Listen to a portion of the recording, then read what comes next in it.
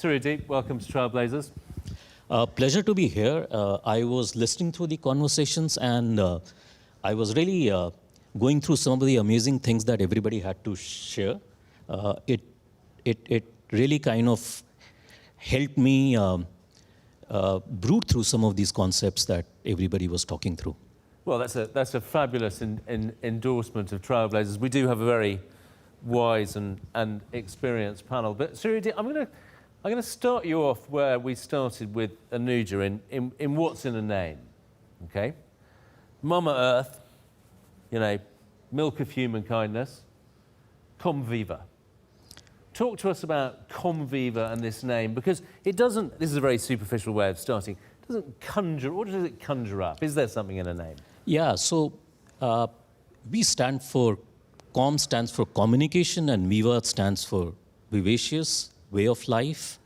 And what we essentially stand for is how we are activating lives, how we are enriching life through communication. And I think that's what the name really communicates. Right, well, let's dig into this, because it is an interesting idea that, again, a high-spec, pure-play tech business that's multifaceted sort of has a human dimension, right? Talk to us about, I mean, you've been with HCL, you've been with IBM, you're a veteran of this world. How do you humanize tech to create trust? Great question. You know, we are pretty much into a B2B domain, which means that we work with enterprises, we work with companies, be it telecom, others. But at the end of it, you know, we are really activating systems, processes, technology, which are at the central of every organization. Now, when you really work as partners, you are trying to really run systems which are at the very central of some of these companies. And when companies really engage with you, they want to work with partners whom they can really trust, right? Whom they can really rely on. And I think that's the relationship that we want to really build up with our customers. And we pretty much don't even call them customers, we want to call them partners. And how, on a practical level, how do you do that? Is it by training people to be better with people? And this is one of the criticisms you'll hear of the tech world, is that it's full of very deterministic people who are high IQ, low EQ? Absolutely. So I guess consistency is extremely important. In our organization, we have close to about 2,500 people. How do you really deliver an experience which is consistent across every employee, right?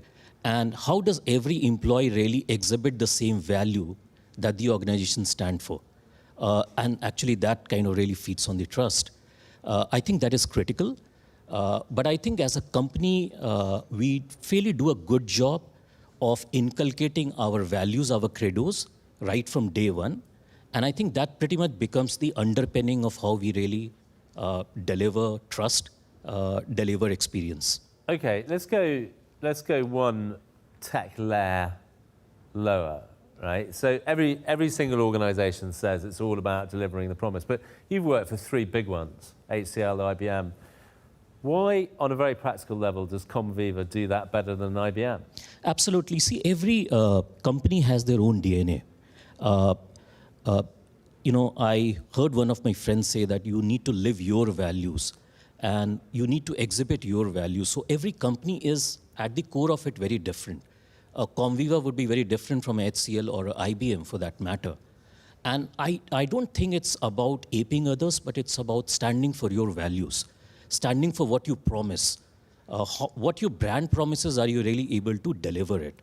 The organizations kind of partner you based on what you promise, right? And not everybody is going to promise the same thing. And do you deliver on that? Is your intent right?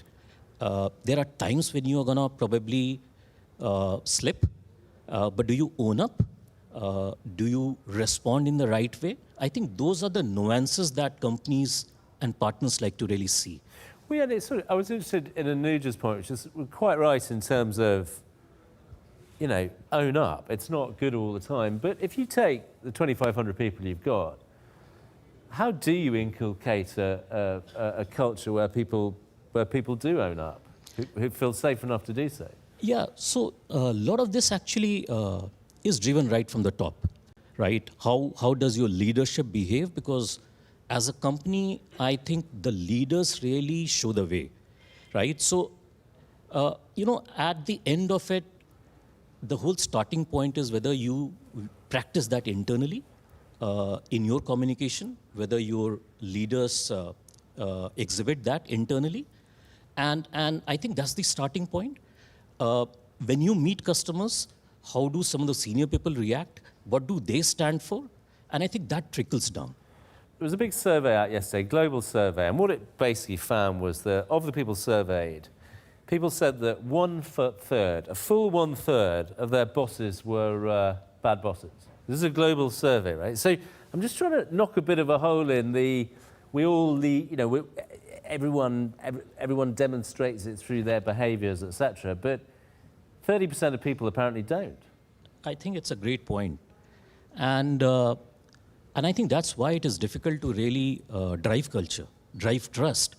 I agree with you. I think that's the kind of common challenge that I see with organization. Everybody wants to be very high on trust. Everybody talks about transparency. But I feel the starting point is internally, the way you really conduct yourself within. I'm not surprised 30% of the bosses being bad bosses. And I'm not surprised most companies actually struggling on the trust side. Yeah. And I think what you are saying pretty much is aligned with what I really see around. You don't see many companies really being high on trust. If you go around, see brands, you'll find some really limited ones which rank high on trust.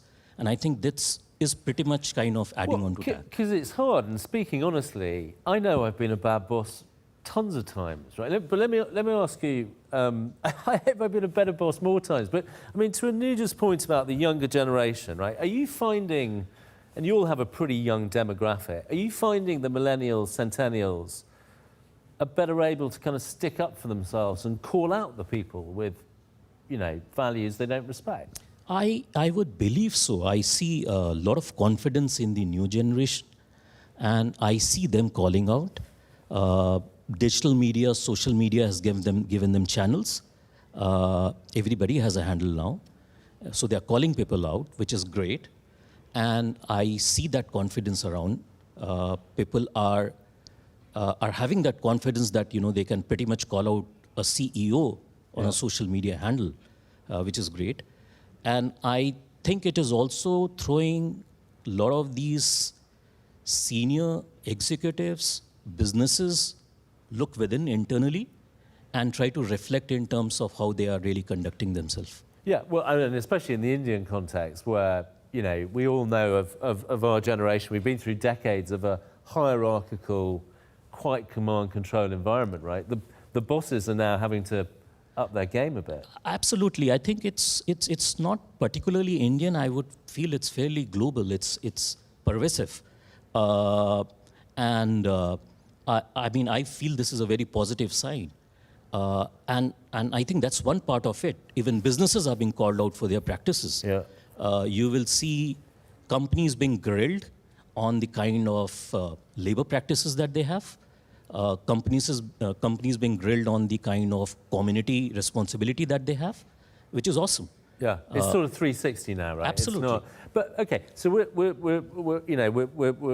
in the final furlong. So I think it was. Here's a question about recovering trust. So I think it was Lady Gaga that said, "You can break a mirror, right, and you can repair a mirror, but when you look in the broken mirror, you look a bit weird." Can you really recover trust? It's a great question. Or is it gone? I would actually flip it up.